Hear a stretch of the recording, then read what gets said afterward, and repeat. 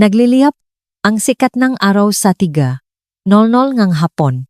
Tumagos sa bintana ng kafe at nagbigay ng ginintuang gilit sa tasa ngang porselana.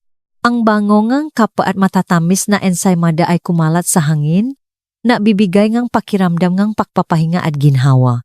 Nagriring ang aking telepono sa mesa. Ang dalawang salitang biyenan ay paulit-ulit na lumilitaw, parang isang sumpa.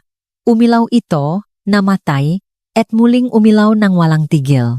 Mahigit 100 nawawalang tawag. Dahan-dahan kong kinuha ang tasang kape at humigop.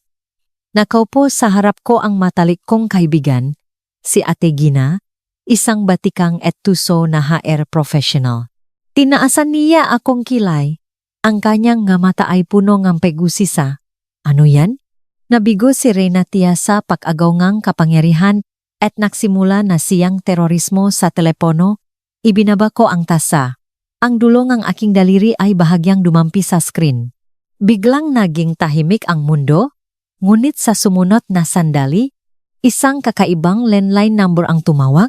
Nahulaan ko na kung sino iyon, sinagot ko, binuksan ang speaker.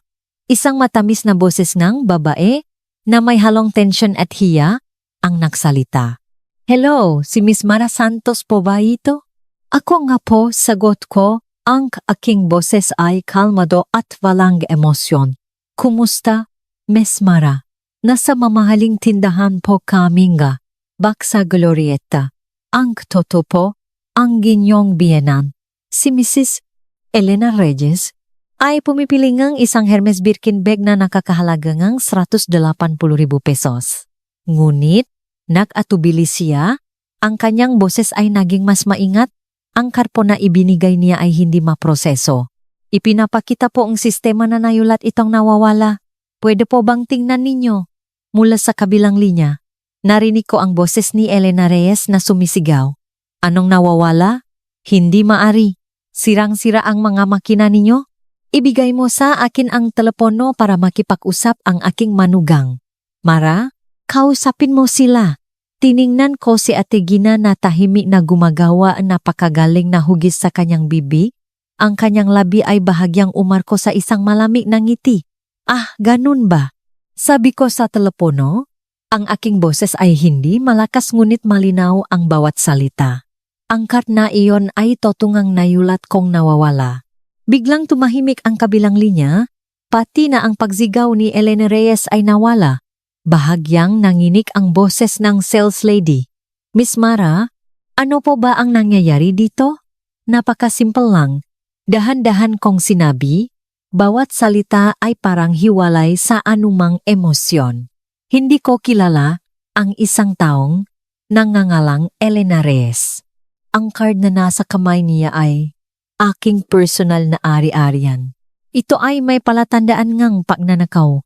Hindi ko alam ang mga patakaran ng inyong tindahan.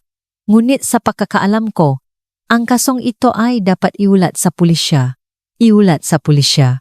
Ang boses ng sales lady ay biglang tumasa pakabigla. Oh, iulat sa pulisya. Diin ko. Pinaghihinalaan kong may nagnanakaw ngang aking card upang gastusan. Ang iba ay bahala na ang pulisya. Pagkatapos kong magsalita, hindi ko binigyan ang kabilang panig ng pagkakataong sumagot at diretsong binaba ang telepono. Tila tumahimik din ang buong kafe sa loob ng ilang segundo. Itinaas ni Ate Gina ang kanyang latte cup sa akin bilang pakbati. Ang kanyang nga mata ay punong ng pahanga. Mara, seryoso ka ba talaga? Naksimula kang gira sa susunod na araw pagkatapos ng kasal? Akala ko magtitiis kang hindi bababa sa 10 o 15 araw. Dahan-dahan kong hinalo ang kape, tinitingnan ang spiral na unti-unting nawawala, ang aking nga mata ay napakalalim na hindi maabot. Maktiis? Mahina akong ngumiti. Bakit ako maktiis? Ang parang ibinigay ngang aking ina ay para mabuhay ako ng marangal, hindi para lunukin ang samangang loop at pakainin ang isang walang sawang lobo. Malinaw pa rin sa aking alaala ang eksena noong nakaraang gabi ng kasal. Pagkatapos kong magpalit ng damit pangkasal, pagod na pagod ako kaya humiga ako sa kama. Ang aking biyenan, si Elena Reyes ay pumasok na nakangiti. May hawa siyang mangkok ng mainit na sabaw, ngunit ang kanyang nga mata ay nakatitik sa handbag na nakapatong sa nightstand ko. Mara, pagod ka siguro ngayon, hindi ba? Uminom kang kaunti para hindi matuyo ang iyong lalamunan. Ibinigay niya sa akin ang mangkok at kinuha ang aking handbag. Oh, ang ganda naman ngang bag na ito. Talaga namang mahal na mahal kang iyong ina, kaya biniyan ka ng napakalaking dote. Pagkatapos magsalita, mahusay niyang binuksan ang zipper at kinuha ang bankcard na espesyal na inihanda ng aking ina. Mayroon itong 3,000 na milyong pesos.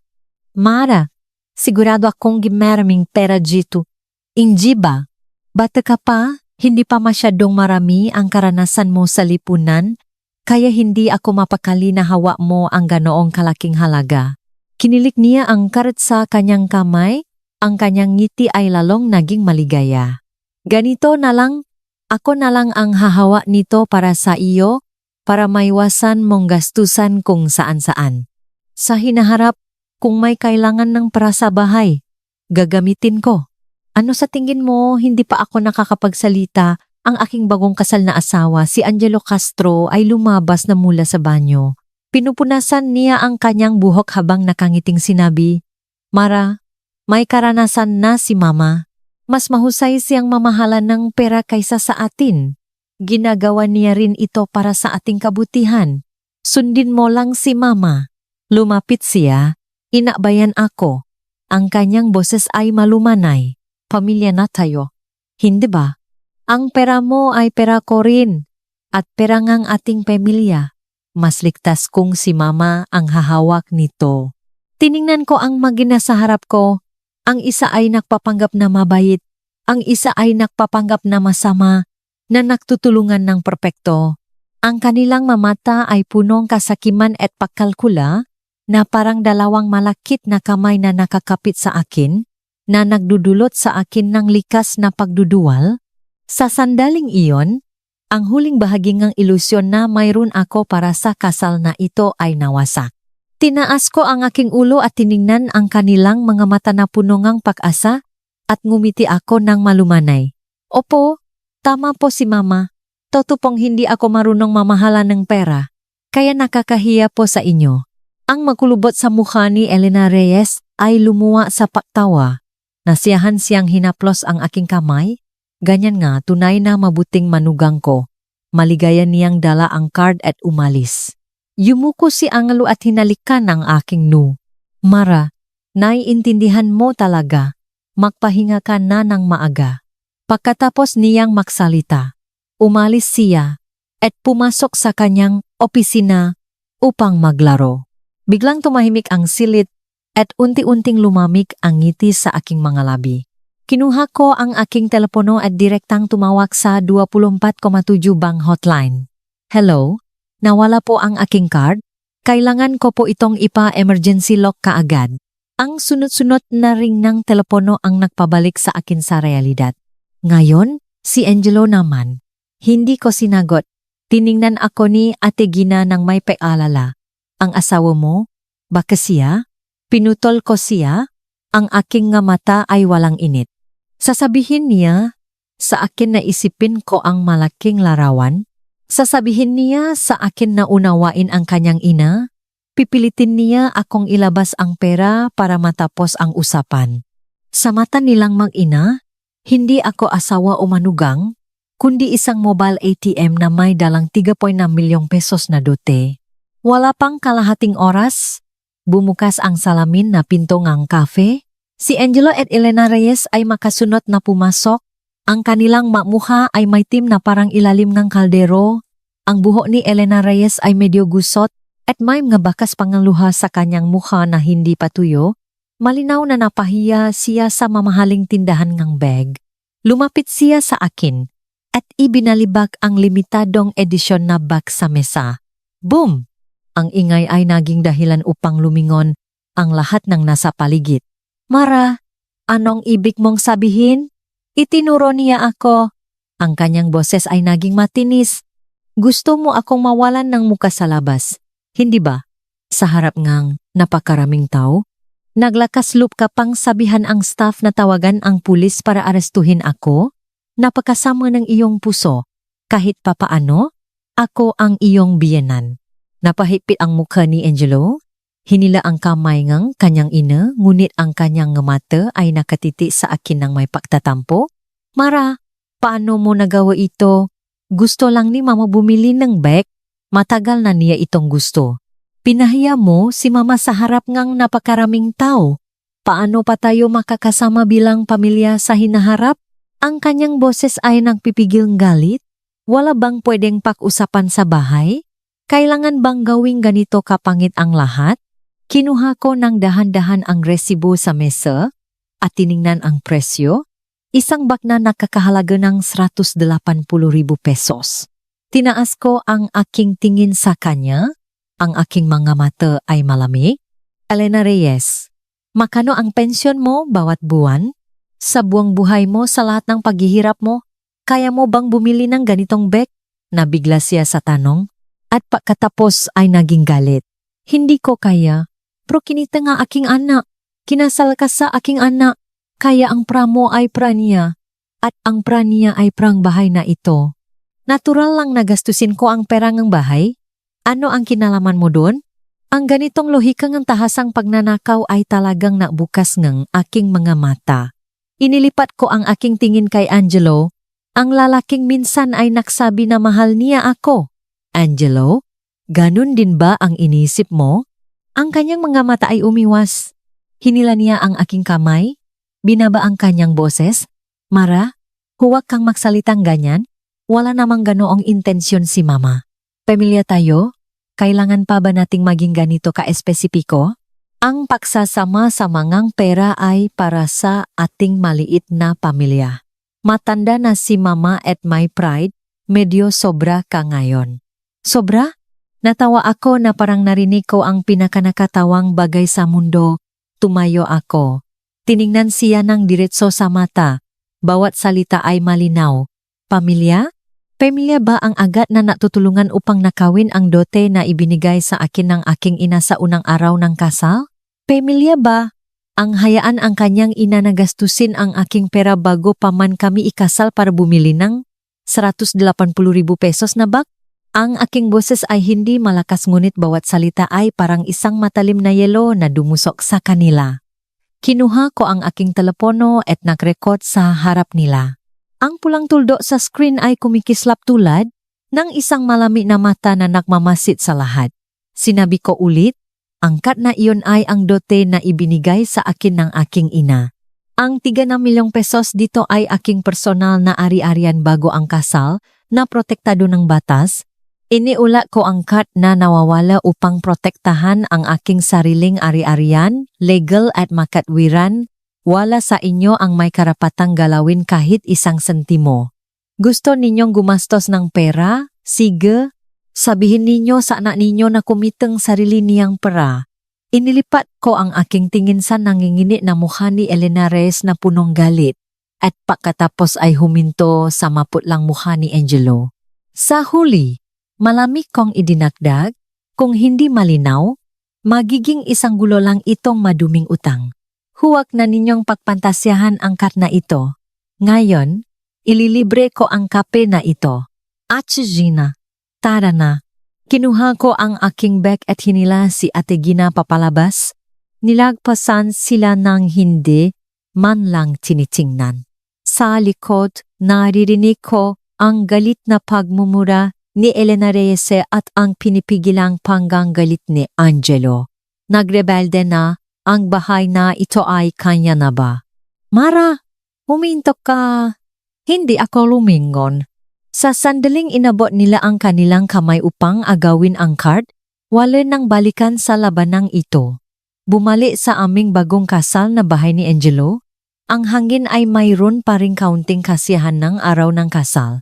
Ang pulang maligayang kasal na nakadikit sa bintana ay nakakasilaw, na parang isang mapanuksong sugat.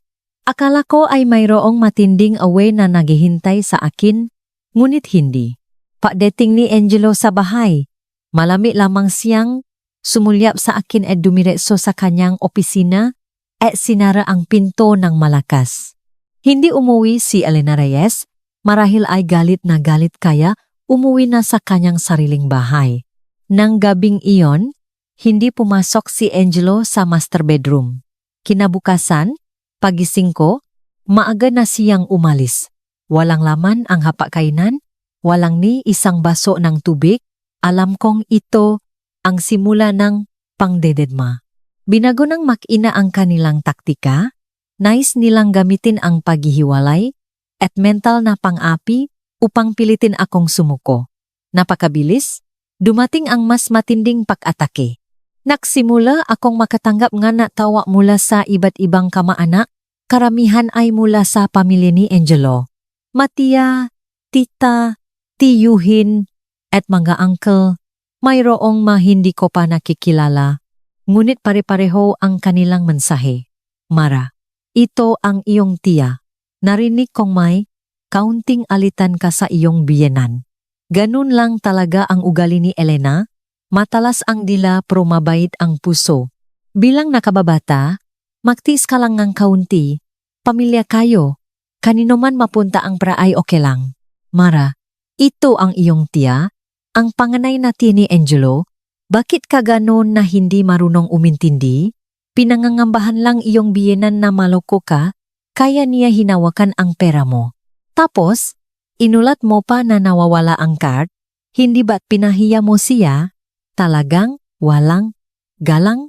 Sinasabi ko sa iyo, Mara, huwag mong isipin na dahil may dala kang kaunting pera sa kasal ay may karapatan ka ng magyabang. Ang babaeng hindi na bibigay ngang pera sa pamilya ngang kanyang asawa ay may sariling intensyon.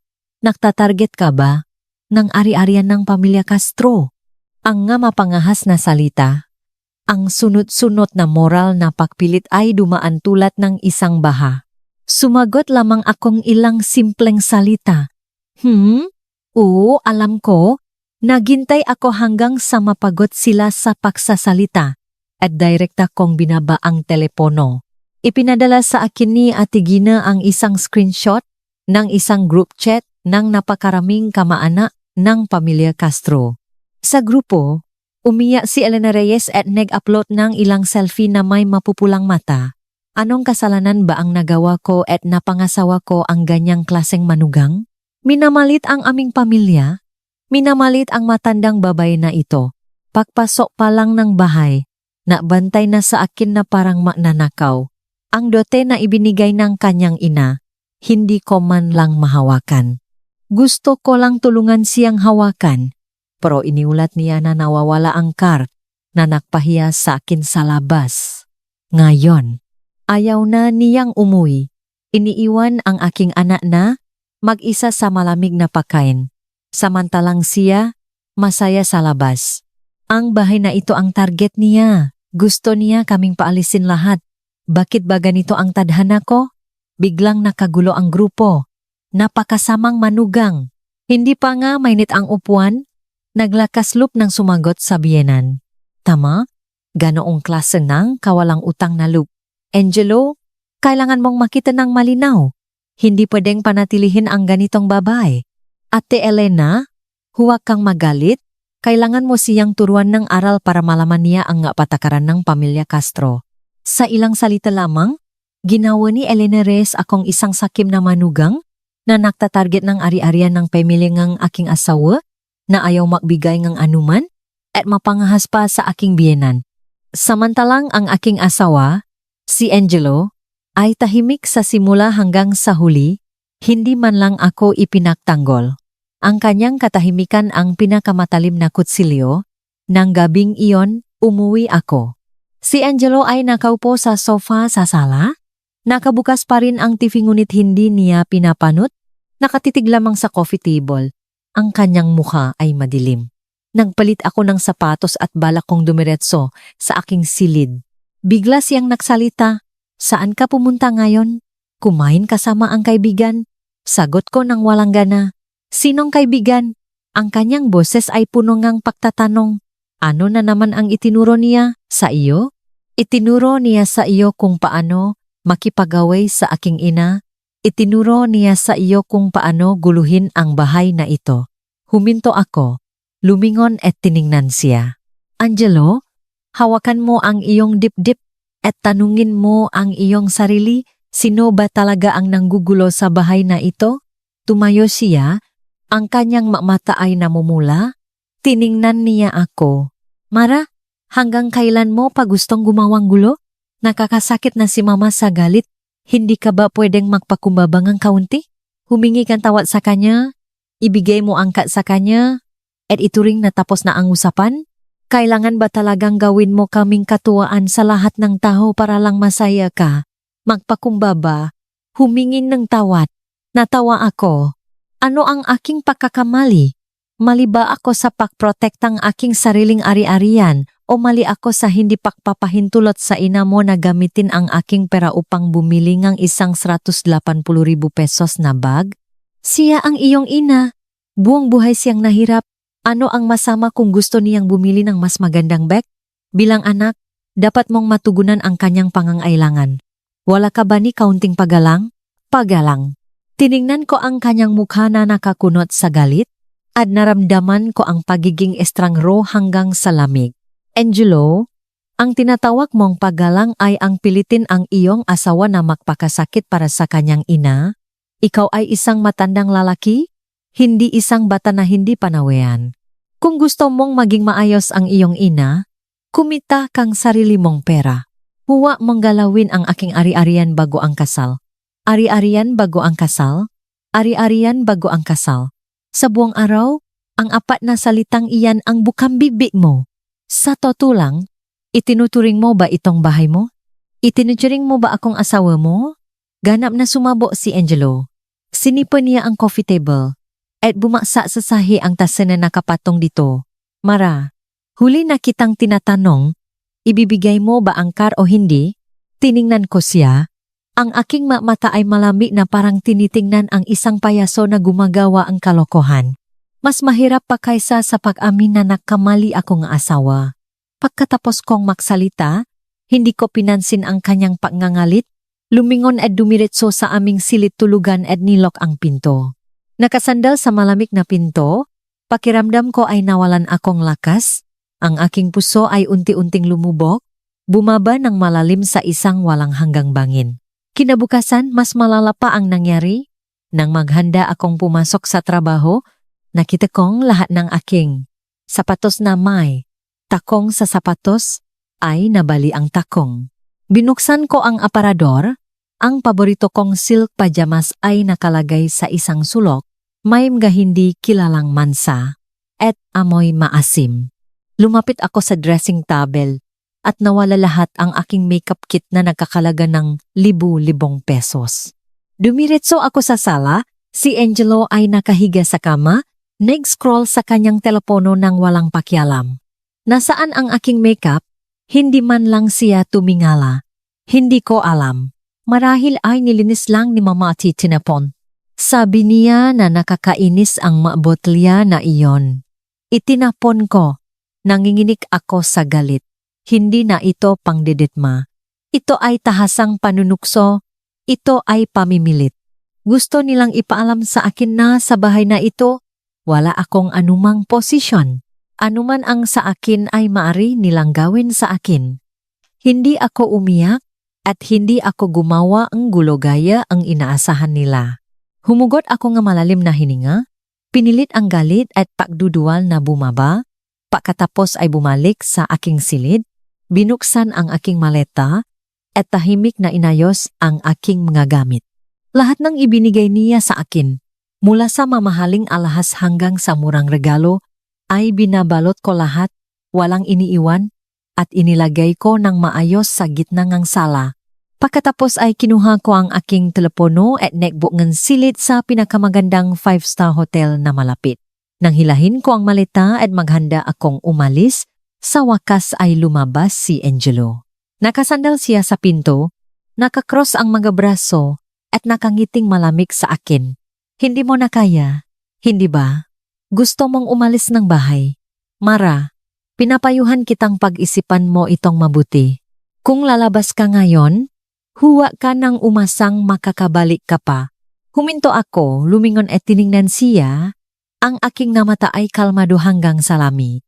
Ang lugar na ito, sa sandaling nagsimula kayong mag-ina na pagplanuhan ng aking dote, ay hindi na ang aking bahay. Angelo, pareho tayong matatanda. Huwag na tayong maglaro ngang gabatang laro. Sino ba talaga ang gustong gumawa ngang gulo sa bahay na ito? Alam mo sa iyong puso. Alagaan mo ang iyong sarili. Hinila ko ang maleta ng hindi lumilingon at sumara ang pinto sa aking likuran. Sa sandaling iyon, naramdaman kong naging mas madali ang pahinga sa buong mundo. Hindi ko sinisisi ang sarili ko. Hindi ako nag-alinlangan sa sarili ko. Alam kong tama ang aking pinili. Ang pag-alis sa isang nabubulo na putikan ay ang tanging paraan upang iligtas ang sarili ko. Nanatili ako sa hotel ng 3 araw. Sa loob ng 3 araw na iyon, hindi man lang ako tinawagan ni Angelo o napadala ng mensahe para akong nawala sa kanyang mundo. Pero nakahinga akong maluwag. Sa umaga, bumababa ako sa gym ng hotel para mag-ehersisyo. Pawis na pawis. Sa gabi, inaasikaso ko ang trabaho. Tahimik at nakakatuwa. Nang ika-4 na araw, may kumatok sa aking pinto.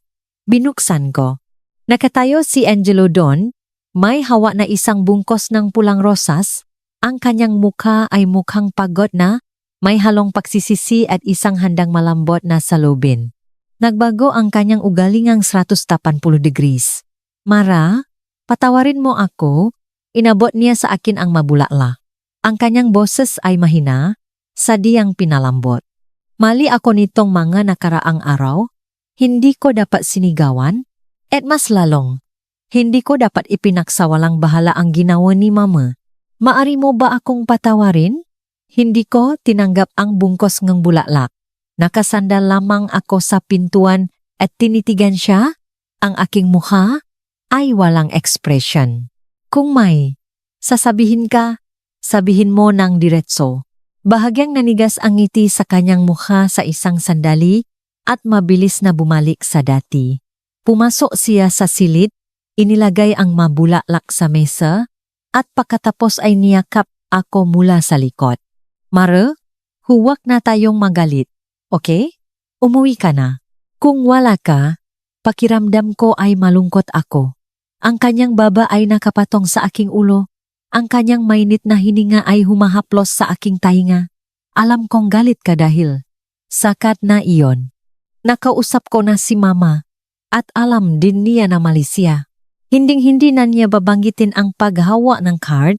Malamig akong natawa sa loob.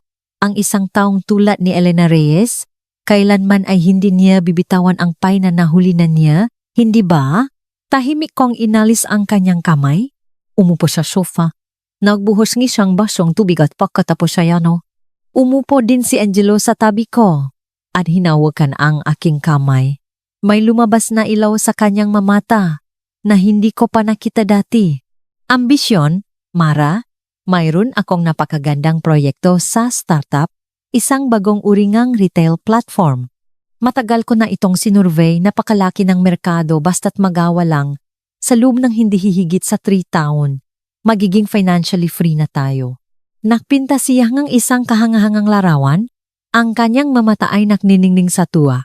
Pero alam mo rin na kailangan ng puhunan sa startup. Lahat ng pera ko ay nailagay sa down payment ng bahay na ito. Tiningnan niya ako. Ang kanyang mata ay naging masigasig at sa wakas ay inilabas niya ang kanyang layunin. Mara, may 1.6 milyong pesos sa card mo. Maari mo ba akong pahiramin na 1 milyong pesos mo na? Ituring mo na lang na. Hiniram ko, kapa na ipo na ang kumpanya, babayaran kita ng 100 o libu-libong beses. Sa oras na iyon, ikaw ang magiging tunay na amo, makakabili ka ng kahit gaano karaming Hermes na gusto mo. Ganun pala, kung hindi mananakaw, liligaw. Mula sa ipapaalaga ni Mama ay naging hiniram ng asawa para sa startup, lumang ala sa bagong bote. Ang patutunguhan ay ang aking tigatitiin na milyong pesos pa rin. Tiningnan ko siyang naarte ng buong puso at bigla akong natawa. Para sa pera, kaya niyang ibaba ang kanyang sarili, kaya niyang gumawa ngang ganun kahinang kasinungalingan. Itinaas ko ang basoeng tubig at mahinang hinipan na parang mainit ito. Startup? Anong proyekto? May business plan ba? Ipakita mo sa akin. Biglang nanigas ang kanyang ekspresyon. Ang plano ay nasa isip ko pa, hindi ko pa naisusulat. Promara, maniwala ka sa akin, tiyak na magtatagumpay ang proyektong ito. Nasa isip pa lang, tinaasan ko siyang kilay. So, nagpaplano ka ng walang bala ha? Nag-aalala si Angelo, mas hinigpitan niya ang pagkakahawa sa aking kamay. Mara, mag-asawa tayo, ang pinakamahalaga sa mag-asawa ay tiwala. Hindi mo ba ako pinakakatiwalaan? Pinakakatiwalaan ko ba o hindi? Hindi iyon mahalaga. Hinugot ko ang aking kamay at bahagyang sumandal. Pinapalayo ang aming distansya. Pinakakatiwalaan ko lang ang nakasulat sa papel. Bukod pa rito, sa ganong kalaking bagay, alam na bang ang iyong ina? Sinusuportahan ka ba niya? Nang banggitin si Elena Reyes, tila nakakuha si Angelo ngang bagong lakas. Agad siyang umayos ng upo, ang kanyang boses ay punong kumpiyansa. O naman, 100% ang suporta ni Mama. Sabi niya, basta't para sa ating maliit na pamilya, para sa iyong karera, handa siyang ipagbili ang lahat ng ari-arian niya para suportahan ka. Sabi rin niya, kapag nabuksan na ang iyong kumpanya, siya ang magiging financial director mo. Tunay na malalim ang pagmamahalan ng ina. Tiningnan ko ang kanyang mukha na namumula sa pagkasabi at dahan-dahan kong inyumbo ang aking labi sa isang malamig na ngiti. Kinuha ko ang aking telepono, binuksan ang isang voice recording file at pinindot ang play. Isang mahinang tunog ang narinig. Pagkatapos nun, ang matinis ngunit mayabang na boses ni Elena Reyes ay lumaganap sa buong silid. Bawat salita ay malinaw. Anak, makinig ka sa akin. Ayaw ibigay ng babaeng iyon ang pera. Hindi na natin ito maagaw. Kailangan nating baguhin ang ating pamamaraan. Paano? Boses ni Angelo, basta suyuin mo siya, sabihin mo na gusto mong magsimulan ng negosyo, kailangan mo ngang puhunan. Babae, sino ang hindi gugustuhin na magkaroon ng magandang kinabukasan ang kanyang asawa? Lambingin mo siya, ipinta mo sa kanya ang isang malaking larawan, at ilabas mo muna ang 1 milyong pesos. 1 milyong pesos. Ibibigay bang ang kanyang ina? Bakit hindi? Sabihin mo na kapag naipon na ang kumpanya, gagawin mo siyang amo, tiyak na malulunod siya. Kapag nasa kamay na ang pera, agad tayong bibili ng bahay sa timok ng lungsod at ipapangalan kay Mama. Sa oras na iyon, may pera na, may bahay na rin, kahit malaman pa niya na naloko siya, wala na siyang magagawa. Kung tutusin, kasal na kayo, hihiwalayan pa ba niya? Talagang napakatalino ngang plano ni Mama. Natural, papunta ka pa lang, pabalik na ako.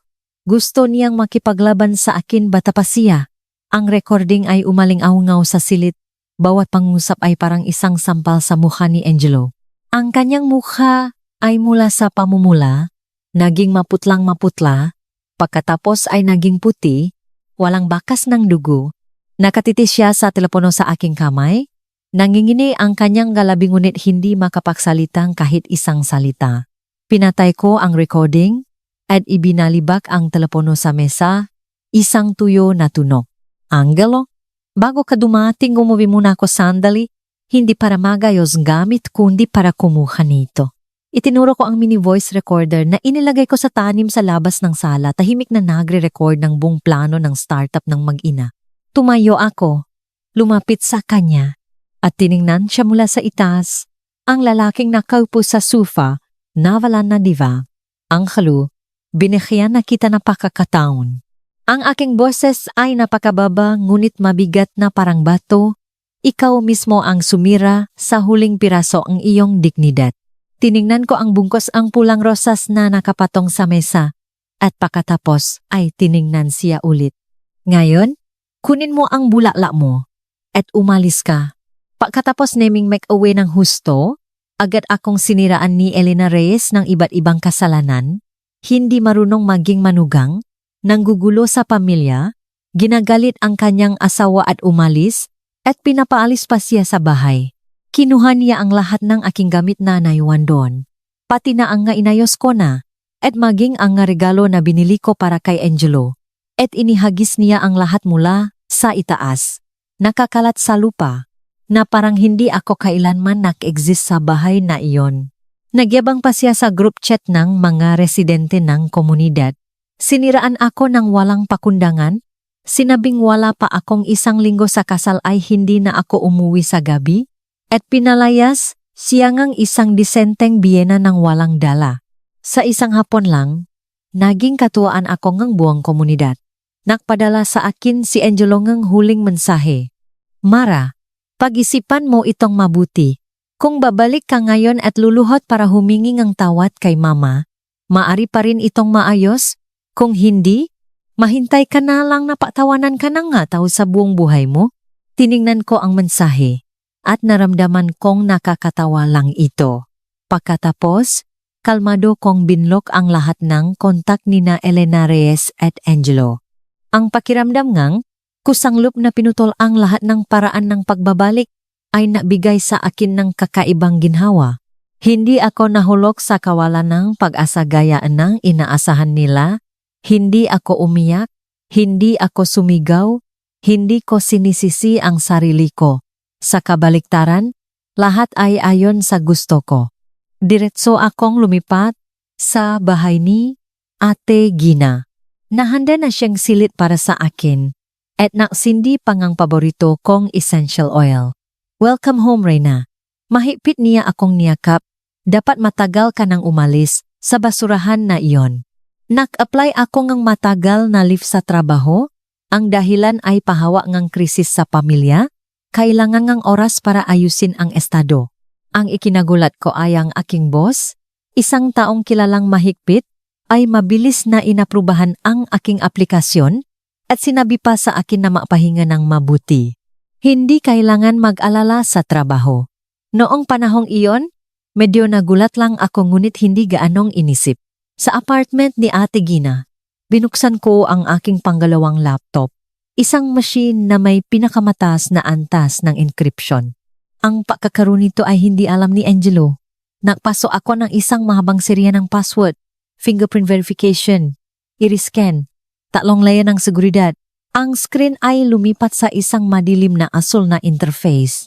Sa kaliwang itaas na sulok ay lumabas ang isang simple ngunit matalim na logo, Office Mirror PH. Sa screen, ang datos ay dumaloy tulad ng isang talon, araw-araw na aktibidad ng user 8 milyon, online sa kasalukuyan $1.5 milyon, bilang mga bagong, anonymous na post na yon, 30,000. Ito ang aking tunay na baraha. Ako, si Mara Santos. Sa labas ay isang ordinaryong data analyst lamang sa isang tech company. Ang sweldo ay hindi mataas o mababa. Nabubuhay ang 9:00 sa trabaho. 5:00 tapos. Ngunit ang aking tunay na pagkakakilanlan ay ang nagtatag ng Office Mirror PH, isang napakempluensyal na anonymous review app sa mundo ng trabaho. Kasabay nito, ako rin ang core algorithm designer nito. Ang trabaho sa araw ay isang pabalat lamang. Upang ma-access ko ang totoong data, totoong paugali, in-optimize ko ang aking produkto. At si Ate Gina ay hindi lamang ang aking matalik na kaibigan kundi pati na rin ang aking pinakamahalagang mata at tainga sa mundo NHR. Ang sistema ng pag-moderate at pag-control sa panganib ay mayroon ding kanyang bakas.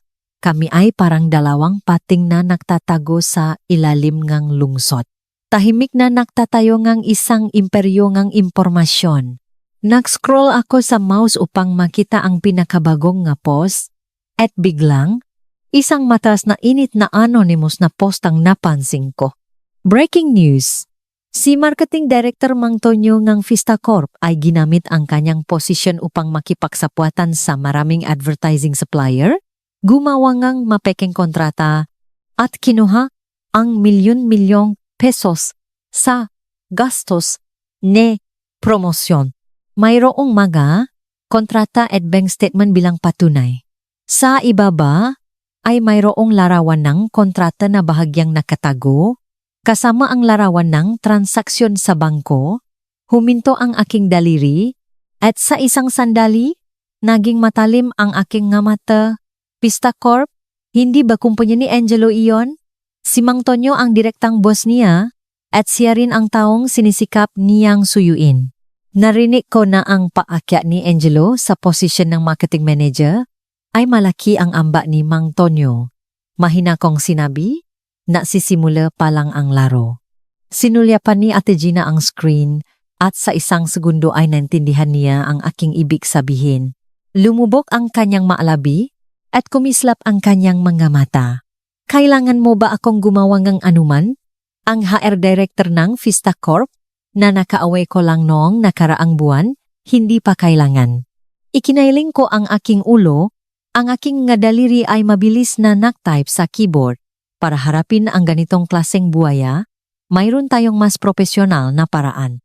Tiningnan ko ang post sa screen, isang malamig at tumpa na plano ang mabilis na nabubuo sa aking isip. Angelo, Elena Reyes, akala ninyo kapag pinaalis ninyo ako sa bahay, wala na akong magagawa. Mali kayo, binuksan ninyo lang ang pinto, pinalaya ninyo ako mula sa masikip na hawla na iyon. Ngayon, ako naman ang sisira sa lahat ng ipinagmamalaki ninyo hanggang sa maging abo. Gabi na. Tahimik ang lahat.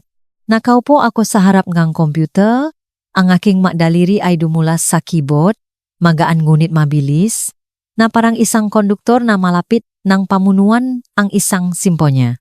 Una, nilagyan ko ang label na trending at viral ang post tungkol kay Mang Tonyo ang Vista Corp at pagkatapos ay idiniretso ko ito sa pinaka-prominenteng position sa homepage.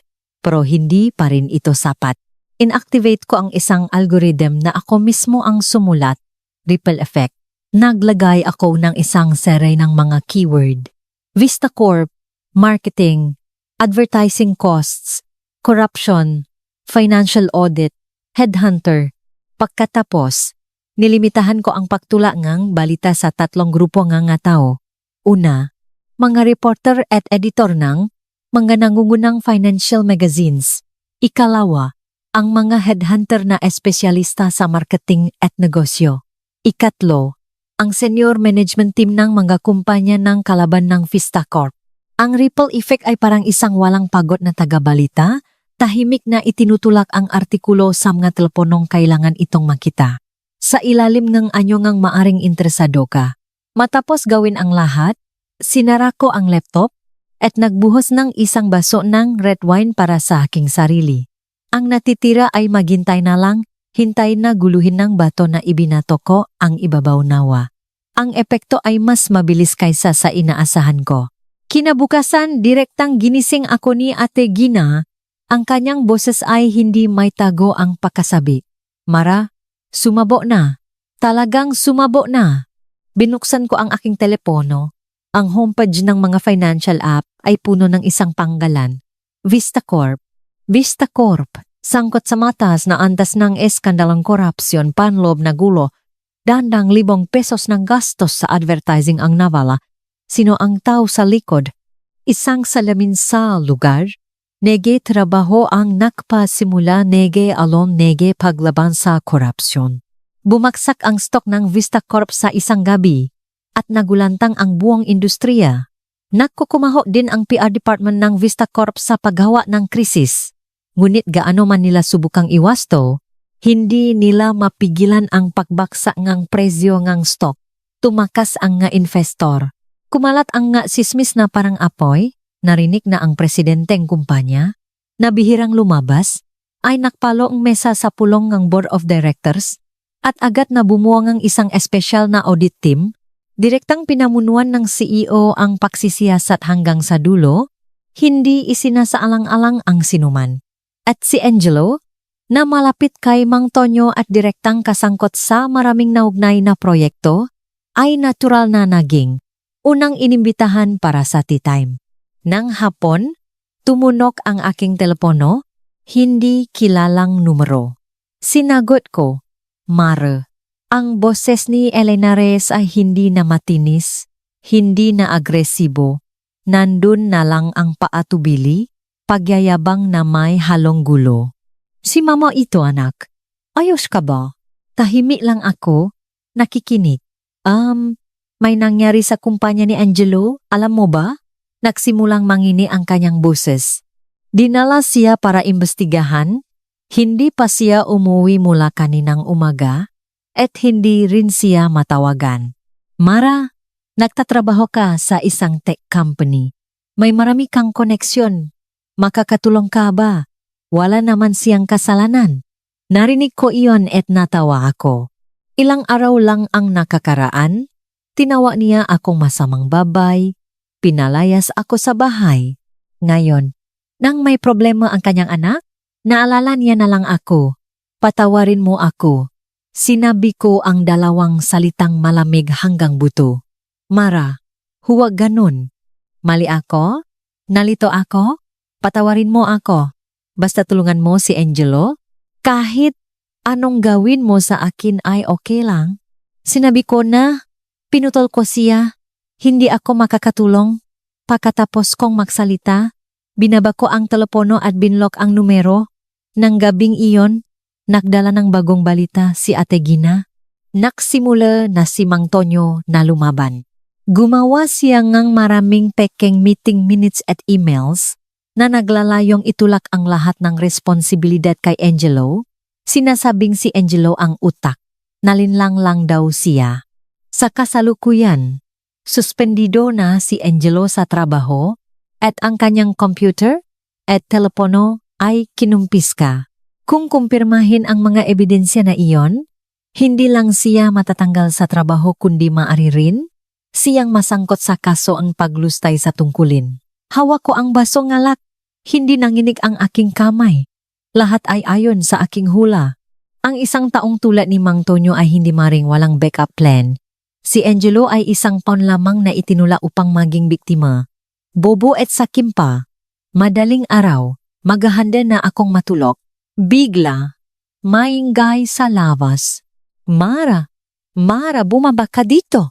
Ito ang boses ni Angelo. Gulat na gulat. Alam kong nandito ka. Lumabas ka, pausapan natin. Ikaw ang masama. Ikaw ang sumira sa akin. Hindi ba? Ikaw talaga. Sumisigaw siya sa ibaba at pati ang security guard ay tumakbo upang tingnan. Bahagya kong hinila ang kurtina at tumingin sa baba. Ang lalaking iyon ay parang isang baliw na aso na sumisigaw ng walang kontrol. Sa wakas ay nagulantang siya. Sa wakas ay napagtanto niya na hindi lamang ang kanyang trabaho ang nawala, kundi ang lahat ng pinakukunan niya ng buhay. Inihila ko ulit ang kurtina, pinigilan ang lahat ng nakakasilaw na ingay at nakpadala ng mensahe kay Ate Gina. Tulungan mo akong tingnan ang kapatid ni Elena Reyes, ang tiyuhin ni Angelo. Mayroon bang anumang bagong development ang tech company niya kamakailan? Agad na sumagot si Ate Gina. Okay Angelo, ito pa lang ang unang domino. Ang tunay na drama, nagsisimula pa lang. May kapatid na lalaki si Elena Reyes na nangangalang Mang Fred. Ang lalaking ito ang alas na ipinagyayabang niya sa lahat ng kanyang kamaanak at siya rin ang pinakamalaking pinakmumulan ng pera at dignidad ng pamilya Castro. Nagsimula si Mang Fred ng kanyang negosyo sa pagbabentangang electronics at pagkatapos ay nakahabol sa internet wave, nagtatak ng isang software company na tinatawag na Alphatech. Hindi ito malaki, ngunit sa second-tier city kung saan siya nakatira, itinuturing itong may kaunting pangalan. Ang taong ito ay napakayabang at lalo niyang kinamumuhian ng pamiyang nagtatrabaho tulad namin. Nung ikasal kami ni Angelo, nagbigay lang siya ng 60 pesos bilang regalo. Ngunit tumayo siya sa gitna ng kasal, itinuro ang aking magulang, ipinagyabang ang kita ng kanyang kumpanya, ipinagyabang ang kanyang kayamanan, at sa bawat salita ay may pahiwati na umakyat ako sa lipunan sa pagpapakasal kay Angelo. Ngayon, hindi na siya makahingi ng tulong at malapit nang bumagsak ang kanyang anak, natural, ibinuhos ni Elena Reyes ang lahat ng kanyang paasasamay kakayahang kapatid na ito. Kinabukasan, ipinadala sa akin ni Ate Gina ang isang detalyadong ulat ng investigasyon. Tama ang hula mo, ang Alphatech ay nasa Series B funding round at nasa huling yugto ng due diligence. Ang lead investor ay isang napakakilalang investment fund. Lalo silang nagpapahalaga sa kultura ng kumpanya at panlup na pagsusuri ng empleyado. Ang boses ni Ate Gina ay may bahid ng pakasabik. May kakilala ako na nagtatrabaho sa legal department ng funda na iyon. Narinig ko na ang funding round na ito ay mahalaga sa Alphatech. Kung mabibigo sila, agad na puputol ang kanilang funding chain. Dahan-dahan akong ngumiti. Talagang kakampi ko ang langit. Binuksan ko ulit ang back-end ng Office Mirror PH. Sa malaking database, nag-type ako ng 4 na salita. Alphatech. Agad na lumabas sa screen ang dandang anonymous na reklamo. Ang Alphatech ay literal na isang sweatshop. Sa buong araw, ipinagmamalaki nila ang 996, 9 p.m., 6 days a week, bilang benepisyo. Tahasan pa ngang sinabi ni Mang Fred na kung ayaw mong may overtime, isa kang parasite ng kumpanya. Lumayo ka sa kumpanyang ito. May masamang hangarin sa pagbabawas ang empleyado. Sa huling araw ng probationary period, sinabing hindi ka kwalipikado at walang bayad na compensation. Napakasuklam. Ang boss ay laging nagpapahiya sa amin. Sinasabing kami ang pinakamasamang batch na nakita niya. Hindi karapat-dapat sa aming sahod. Malapit na akong madepress. Si Mang Fred ay isang master ng paggawa ng nga-pekeng pangako. Hindi kailanman nakbayad ng project bonuses. Laging sinasabing lumalaki ang kumpanya. Hinihingi sa mga empleyado na mag-ambak ng dugo at pawis. Ngunit dahil sa labis na negatibo o kakulangan ng sapat na ebidensya, ang mga post na ito ay nai-rank ng sistema sa mababang visibility, nalubog sa ilalim ng newsfeed, hindi napapansin. Ngunit para sa akin, ang taong may pinakamataas na kapangyarihan, hindi iyon problema. Ginugol ko ang 2 oras sa pagpili, pag-edit, at pag-unay, at sa huli ay pinasama-sama ko ito sa isang ulat, paglalantad sa Alphatech mula sa 590-60 na pasabilang, benepisyo hanggang sa mapagsamantalang kultura na hindi lang ito basta reklamo, ikinumpara ko rin ang data. Itinuro ang mga paglabag sa batas sa paggawa na may malinaw na ebidensya. Pagkatapos, gumamit ako ng isang naka-encrypt na anonymous email upang ipadala ang ulat na ito ng direkta sa mailbox ng mga senior partner sa investment fund kasama ang kakilala ni Ate Gina na nagtatrabaho sa legal. Hindi ko ito inilatala sa publiko dahil masyadong maingay iyon at madaling balikan. Hindi ko kailangan ng opinyon ng publiko, kailangan kong tamaan ng direkta ang ugat ng problema, isang nakamamatay na suntok. Narinig ko na ang desisyon sa pagpupulong sa pamumuhunan ng araw na iyon ay napakakaiba. Sa sandaling natapos ang presentasyon ni Mang Fred at maghahanda na siyang pumirma sa kasunduan, ang pangunahing kasosyo ng walang ekspresyon ay malakas na inilagay ang ulat na ipinadala ko sa mesa. Mr. Fred, bago namin ilagay ang milyon-milyong pesos dito, marahil ay dapat mong ipaliwanag kung bakit ang kultura ng iyong kumpanya ay itinayo sa dugo at pawis ng nga empleyado, nagkaroon ng katahimikan sa buong silid. Tiningnan ni Mang Fred ang pamilya na nilalaman sa ulat, ang kanyang mukha ay nawalan ng kulay. Gusto niyang tanggihan, gusto niyang ipagtanggol, ngunit sa harap ng malinaw na ebidensya, walang saysay ang lahat ng salita. Ang fundraising ay idineklarang nabigo sa mismong lugar. Hindi lamang iyon, ang ulat na iyon ay kumalat ng napakabilis sa mundo ng pamumuhunan. Ang iba pang mga pondo na dati ay nag-iisip pa, ay sabay-sabay na binawi ang kanilang interes at sa isang gabi ang Alphatech na dating itinuturing na baby ng kapital ay naging isang bagay na iniwasan ng lahat tulad ng salot. Agad na bumaksa ang funding chain. Tumawa ang bangko para sa mga utang at dumating ang nga supplier sa kanilang pinto. Nahihibang si Mang Fred sa gulo. Tinawagan niya si Elena Reyes, sinisigawan siya sa telepono, tinatanong kung sino ba talaga ang nilabak ng kanilang pamilya. Isang taong may kakayahang sirain siya. Ganap na gumuho ang mundo ni Elena Reyes. Ang kinabukasan ng kanyang anak ay malabo, ang kanyang pinakamalaking suporta ay gumuho sa aking kamay, naging abo, halos maisip ko siya, na nakaupo sa sahig, putlang-putla ang muha, nawalan ng ulirat, nahulog mula sa itaas papunta sa putikan. Sigurado akong maganda ang pakiramdam na iyon. Ang pamilya Castro at ang pamilya Reyes ay nagulo na parang isang basahan. Ang panlup na investigasyon sa Vista Corp ay hindi pa tapos. Si Angelo ay limitado ang kalayaan, halos nawalan ng kontak sa labas. Sa kabilang banda, ang krisis NG Alphatec ay patuloy na lumalaganap. Kumalat ang balita NG pagbabawas NG empleyado at nabalisa ang panlub na bahagi. Ginawa ni Mang Fred ang lahat ng kanyang koneksyon, gustong malaman kung sino ang nasa likod ng nakamamatay na saksa sa kanya.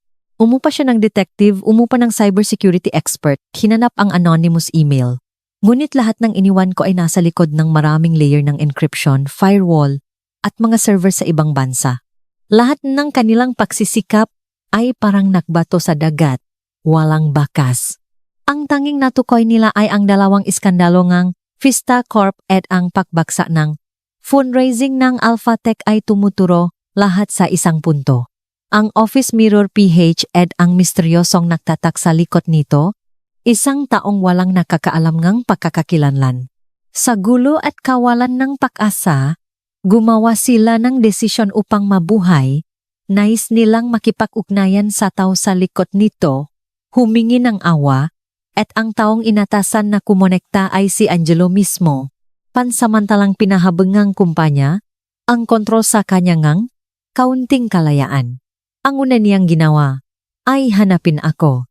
Sa pagkakataong ito, hindi na sa sumigaw sa ibaba, kundi sa pamamagitan ni Ate Gina ay nag-schedule ng pulong sa isang tea house. Pagdating ko, nakaupo na siya dun, sa loop lamang ng ilang araw, ay tila naging ibang tao, malalim ang kanyang mata, may balbas, at nawala ang lahat ng kanyang dating aura. Sa tabi niya ay si Elena Reyes, ang kanyang mukha ay kulay abo na parang abo.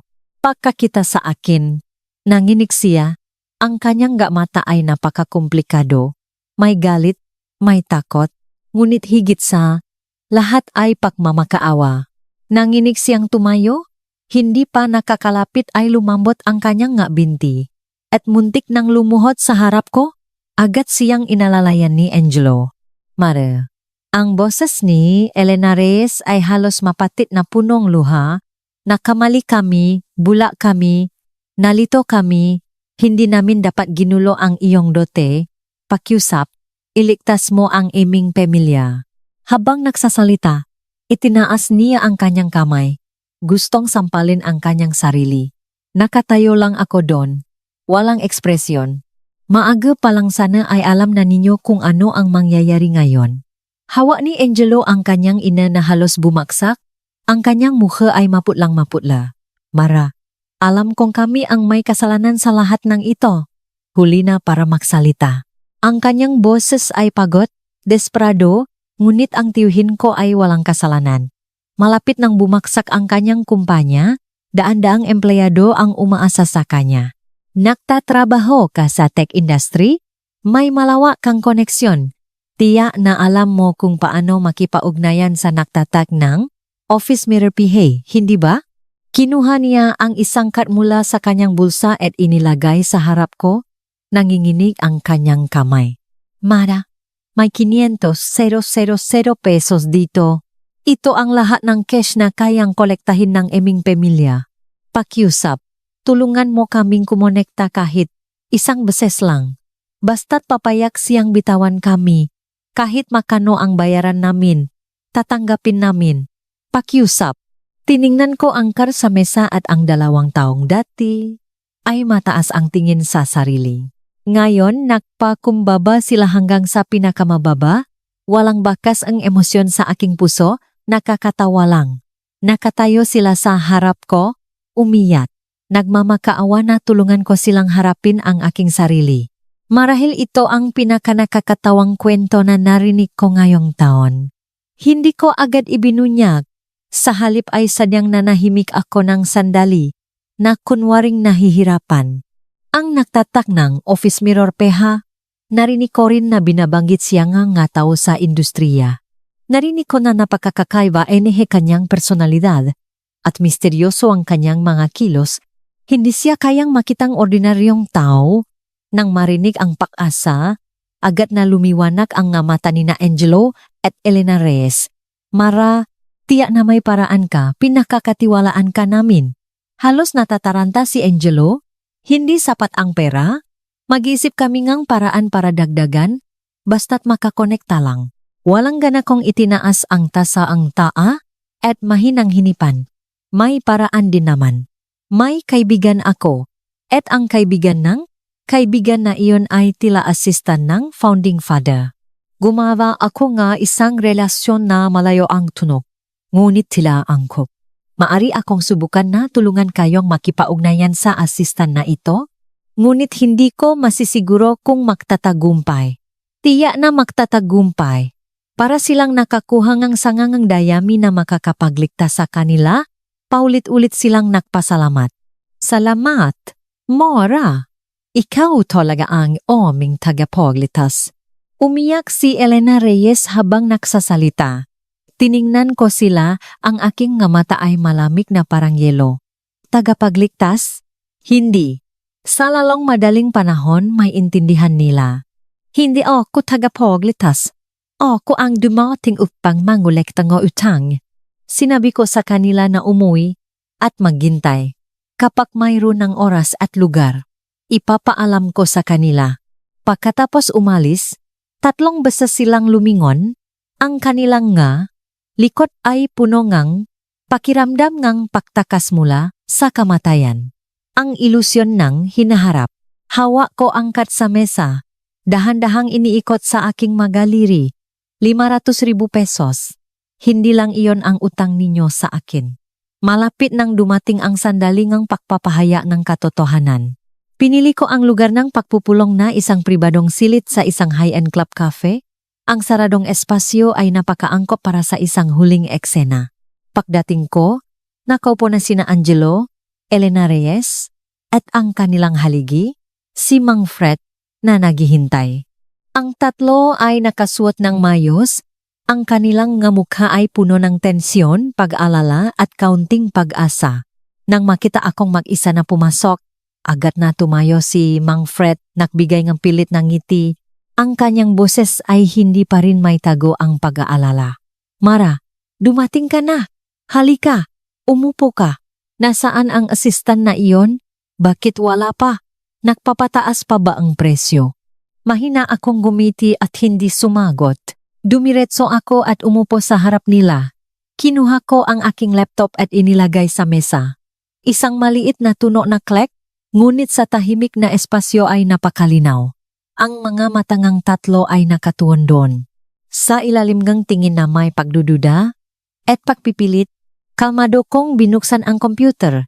Hindi binuksan ang nga dokumento. Hindi binuksan ang nga file. Binuksan ko ang browser at inilagay ang address ng admin ng Office Mirror PH.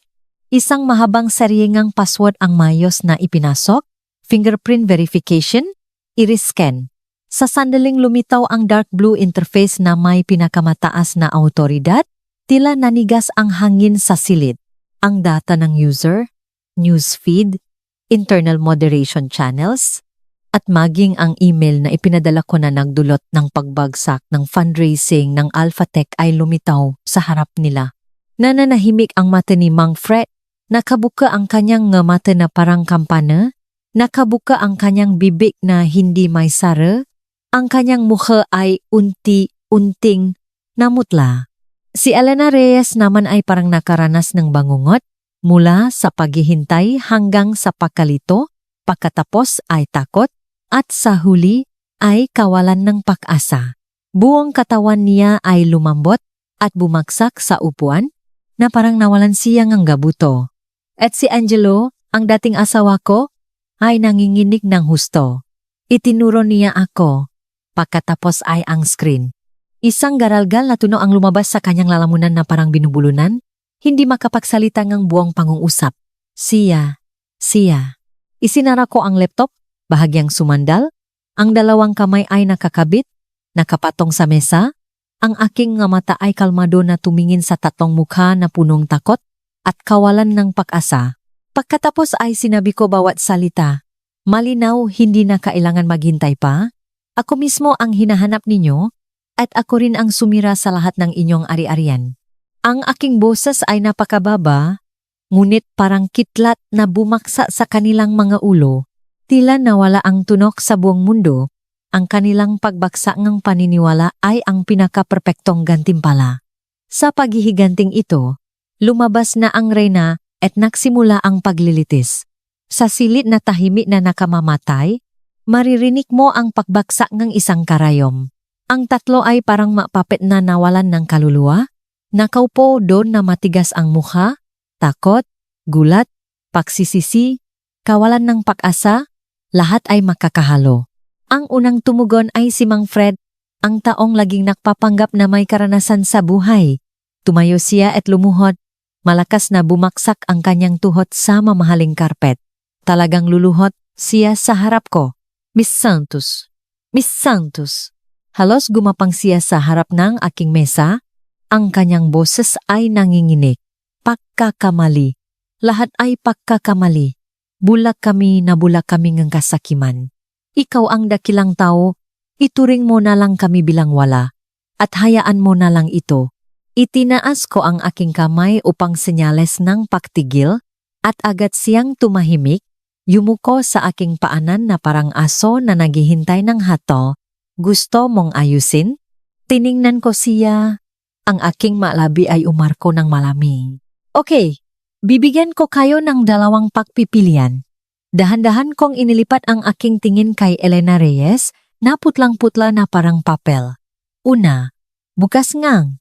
9:00 umaga, dalhin ni Elena Reyes ang lahat ng regalong pangkasal at ginto pila na kinuha niya sa bahay ko at personal na pumunta sa bahay ng nanay ko. Humihingi siya ng tawad. Gusto kong siya mismo ang umamin. Siya ay sakim. Nabigo siya sa pagpapalaki ng kanyang anak. Sinubukan niyang agawin ang aking ari-arian bago ang kasal. Pangalawa, biglang bumaba ang aking boses. Lahat ng kanyang iniyakan, pinagsisinungalingan, at paninirang puri sa akin sa group chat ng kamag-anak. Bawat salita, dapat niyang i-record, ay post dun bilang pagwawasto at umalis sa grupo ng tuluyan. Nanginginig si Elena Reyes na parang dahon. Ang kanyang ngalabi ay nanginginig ngunit walang lumalabas na tunog. Ang pagukot niya sa aking ina, ang paglalantat niya sa sarili sa harap ng kamag-anak ay mas masakit pa kaysa sa kamatayan. Sa wakas, tiningnan ko si Angelo, ang kanyang muha ay maputlang-maputla, ang kanyang nga mata ay walang laman, at ikaw, Angelo, 8:00 hindi 10:00 ang umaga bukas sa Civil Registry, dalhin ang iyong family registry at mga dokumento. Magdidiborsyo tayo. Nang walang emosyon, nang walang pag-alinlangan, lumingon ako kay Mang Fred na nakaluhod pa rin sa sahig.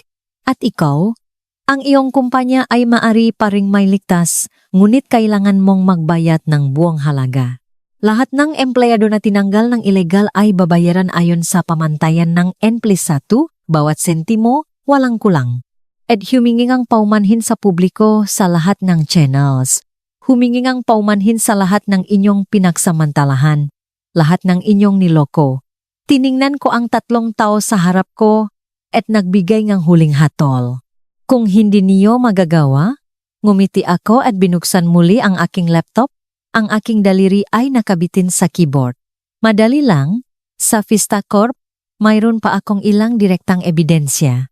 Tungkol sa mga benepisyo sa pagitan ni na Mang Tonyo at Angelo, tiyak na magugustuhan ito ng Departamento ng Disiplina at Ekonomiya. At para sa Alpha Techni, Mr. Fred, sa tingin ko, ang nga kwento ngang dugo At luha na ito ay perpekto para sa front page upang makita ng buong bansa ang inyong natatanging kultura ng kumpanya. Sinara ko ang laptop at tiningnan sila. Ang aking boses ay napakababa. Bukas, maaring mahanda na ang inyong dalawang pamilya ng obituaryo. Ang aking mga salita ay parang isang malamig na bakal na martilyo. Sinira nito ang huling pag-asa sa kanilang puso. Hindi na nakayanan ni Elena Reyes at sumigaw siya nga isang matinding iyak. Ang kanyang buong katawan ay bumaksa sa upuan. Paulit-ulit na sinasabi, tapos na, wala na, karma talaga. Namumula ang mga mata ni Angelo at bigla siyang lumapit sa harap ko. Gustong hawakan ang aking kamay, ngunit hindi naglakaslop, kaya kinailangan niyang gamitin ang boses na halos na mamakaawa. Umiyak hanggang sa maging garalgal. Mara, mahal ko, alang-alang sa ating kasal, huwag tayong magiwalay please. Mali ako, talagang mali ako. Ayusin ko ang lahat. Putulin ko ang relasyon ko kay mama. Hindi na ako makikinig sa kanya. Bigyan mo ako ng isa pang pagkakataon, pakiusap, asawa. Tiningnan ko ang kanyang mukha na punong luha at naramdaman ko lang ang pagduduwal. Angelo, mula sa sandaling pinabayaan mo ang nanay mo na agawin ang karko, tapos na tayo, ang tinatawag mong pagmamahal ay napakamura na nakakatawa. Sa ngayon, wala kang karapatang makipagtawaran sa akin. Ang aking katatagan ay parang isang balde ngang yelo na ibinuhos sa kanya. Malamig hanggang buto. Sa huli ay naintindihan niya na hindi na maililigtas ang lahat. Kinabukasan, ang eksena ng pahingingang tawat na puno ng panunuya ay naganap sa oras. Nang 9:00 umaga, lumabas nga si Elena Reyes sa bahay ng aking ina. May dalang ngabak. Ang kanyang buhok ay tila umitim. Ang buong katawan niya ay parang halaman na tinamaan ng hamok, nawalan ng lakas, walan ng kaunting aura. Nakatayo siya sa harap ng pinto. Putlang-putla ang mukha, umiwas ang tingin, hindi naglakaslop na tumingin sa aking ina. Ang aking ina ay kalmado mula simula hanggang huli, hindi nagalit, hindi na kunwari na magili. Nakaupo lamang siya ng tahimik sa sofa, nakikinig kay Elena Reyes. Ang kanyang boses ay nanginginig na parang daga, nagsasalitang bawat nakakahiya na pangungusap. Kumare, patawarin mo ako ang sakim. Hindi ko napalaki ng maayos ang aking anak, hindi ko dapat ginulo ang dote ni Mara. Pagkatapos nagsalita ang aking ina. Ang kanyang boses ay hindi malakas ngunit malinaw at matatag. Ang suporta nga, aking anak ay hindi basta-basta kayang galawin ng sinuman. Isang pangungusap ang nagwakas sa lahat ng dignidad ni Elena Reyes. Kasabay nito, sumabog ang group chat ng mga kamag-anak ng pamilya Castro. Ang bawat recording pagpapaya sa sarili ni Elena Reyes ay parang sunod-sunod na bomba na sumisira sa imahe na biktima na biyanan na itinayo niya dati. Patawarin niyo ako, dati akong nalito. Nagsinungaling ako. Mabait si Mara. Ako ang may kasalanan sa kanya. Hindi ko dapat pinagsamantalahan ang dote niya at nakipagsabuatan pa sa anak ko para lokohin siya. Hindi ako karapat-dapat maging ina. May kasalanan ako sa pamilya Santos. Alis na ako sa grupo. Wala na akong mukha na humarap sa inyo. Agad pagkatapos, nawala ang kanyang profile picture sa listahan ng grupo. Tumahimik ang chat group sandali at pagkatapos ay sumabog, mga hula, usapan, panunuya. Opisyal na nawala ng dignidad si Elena Reyes sa buong social circle niya. Sa kabilang banda, agad ding naglabas ng public apology ang alpha tech ni Mang Fred. Ang nilalaman ay taos puso. Nanggangako na haharapin ang bayad pinsala sa mga empleyado. De kahit nawalan sila ang malaki pero di naman tuluyang bumaksak ang kumpanya. 10:00 umaga, sa gate ng civil registry, napakadilim ng langit. Nakasuot akong puting damit, mas magaan kaysa dati. Nakatayo si Angelo doon. Sumusubok pa rin sa huling pagkakataon. Hinila niya ang aking kamay, namumula ang kanyang mata. Ang kanyang boses ay garalgal na inulit ang bawat alaala. Mara, naaalala mo ba ang unang beses na nakde tayo sa bookstore sa kanto? Sa birthday mo kumain ako ng noodle sa loob ng isang buwan para lang makabili ng kwintas para sa iyo. Hinugot ko ang aking kamay, kalmado, Angelo, huwag ka nang magsalita pa. Mula sa sandaling pinili mong tumayo, sa tabi ng nanay mo, at nakipagsabuatan ka sa kanya laban sa akin, lahat ng magagandang bagay ay winasa mo na. Ang nakaraan para sa akin ay isang katuwaan lang dahil nakamali ako ngang pinili. Hawa ang pulang divorce certificate, huminga ako ng malalim. Ang kalangitan ay napakadilim, na parang bagong labas, ako sa isang bangungot, at sa unang pakakataon ay nabuhay muli. Ang hangin ay napakalaya na gusto kong tumawa. Nakatayo pa rin si Angelo dun, parang isang estatwa na kinain ng panahon, nakatitik sa aking likuran, parang isang lumang bagay na walang awa na itinapon ng panahon. Hindi ako lumingon. Alam kong sinara ko ang isang pinto patungo sa impyerno, at kasabay nito ay binuksan ang buong mundo para sa aking sarili.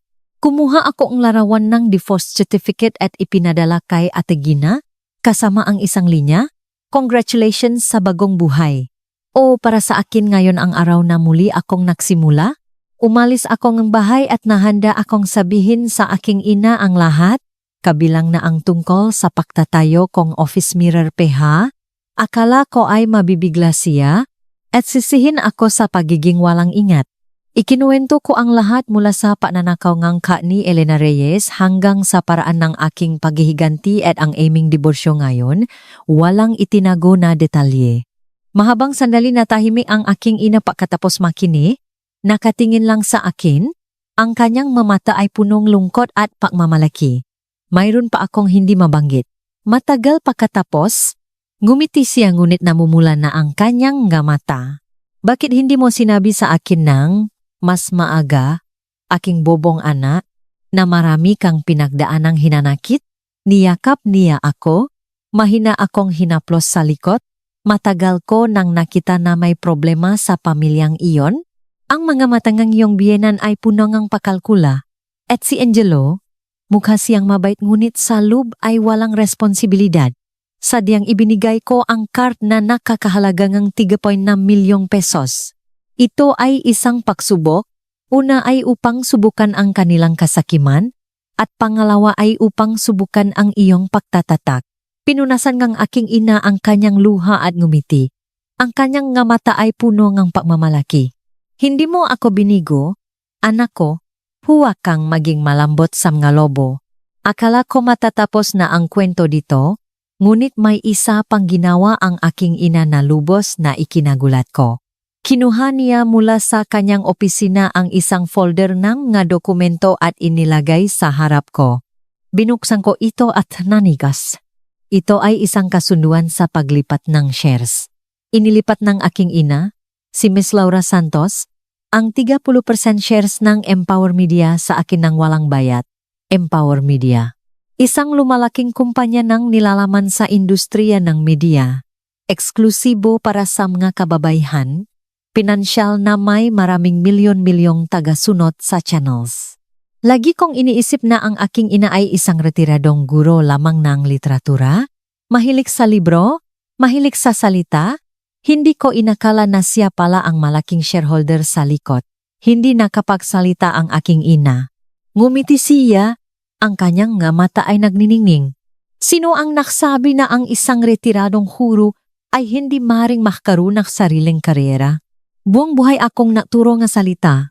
Naunawaan ko ang kapangyarihan ng salita at itinayo ko ang kumpanyang ito para lamang makapagbigay nga totong halaga.